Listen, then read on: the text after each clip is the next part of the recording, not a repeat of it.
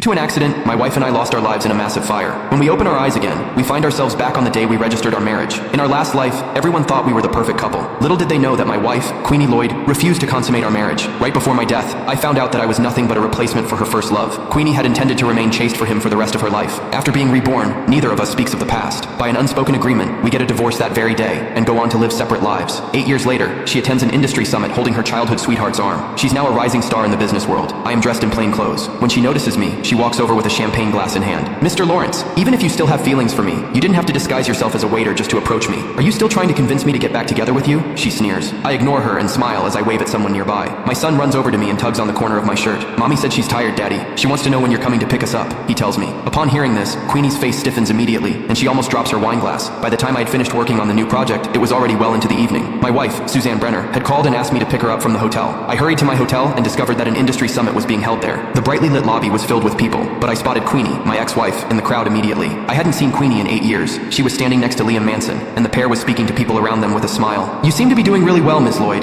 Your new office building just opened up, but the investment projects are already snatched up, a middle-aged man said to Queenie with a smile. Then, he continued, it's incredibly difficult to make a reservation at this hotel. I can't believe you managed to secure the venue and host the industry summit here. You're truly a role model for all of us. Queenie nodded and replied in a gentle voice. You're too kind, Mr. Smith. I wouldn't be where I am today if you hadn't given me a chance back then. Oh, not at all. I'm sure I'll have a lot to learn from you in the future as well, he replied. Is it true that you and Mr. Manson are getting married soon? Someone else asked. Queenie glanced at Liam with a gleeful expression. Then, she announced, we're holding our wedding on the 10th of the following month. We hope that everyone will be able to attend the ceremony. Upon hearing this, everyone immediately offered the happy couple their congratulations. All of a sudden, a tactless individual said, I heard you were divorced, Ms. Lloyd. Would you be inviting your ex-husband to your wedding? Queenie's smile instantly faded. In a cold and unfeeling voice, she spat. There's no need for me to see that man ever again. The person refused to let the matter go. That can't be true. I heard that the two of you were very much in love back then. He even threw you a grand wedding. Liam stepped forward and put his arm around Queenie's shoulder. That's all in the past now, he said in a soft tone. Queenie and I are each other's first love. That marriage was just a misunderstanding. Everyone hastily agreed with him and changed the topic of conversation. As I stood by the edge of the crowd, I thought about how Queenie looked after we had registered our marriage. Back then, she stood under the afternoon sun and stared at our wedding certificate for a very long time. Then, she suddenly looked up at me and flashed me a small smile. I finally married you, she said with tears in her eyes. At that time, I thought that she was crying out of happiness. Eventually, I realized that she teared up because she missed someone else. Just as I was about to turn around and leave, Queenie suddenly looked in my direction. Mr. Lawrence?